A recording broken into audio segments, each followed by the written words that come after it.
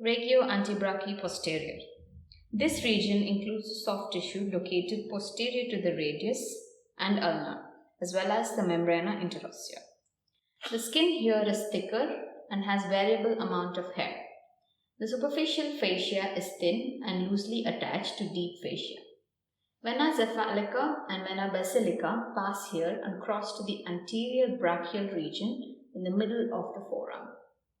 Cutaneous innervation is provided by nervus cutaneus antebrachi posterior and branches from nervus cutaneus antebrachi medialis, penetrating the medial part of the region. Two more cutaneous nerves appear in the distal third of the region.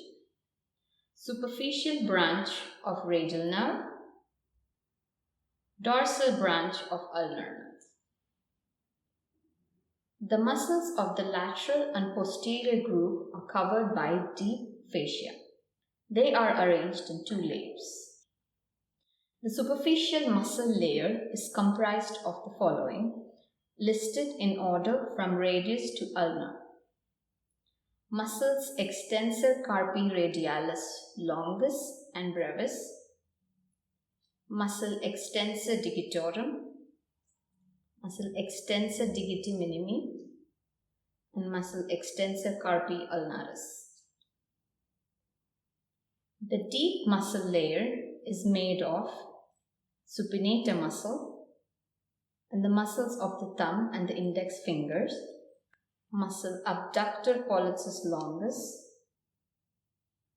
extensor pollicis brevis, extensor pollicis longus, and extensor indicis.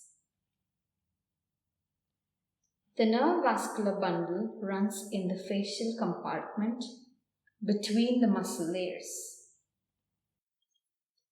It includes branches deep of radial nerve and artery and vein interossea posterior.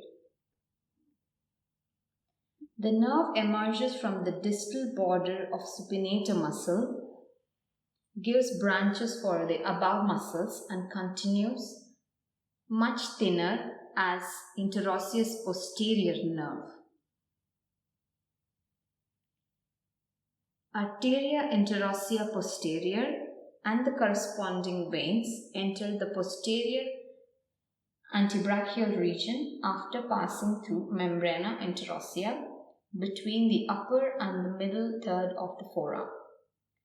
Arteria interossea anterior also appears in the lower part of the posterior antebrachial region passing through the interosseous membrane.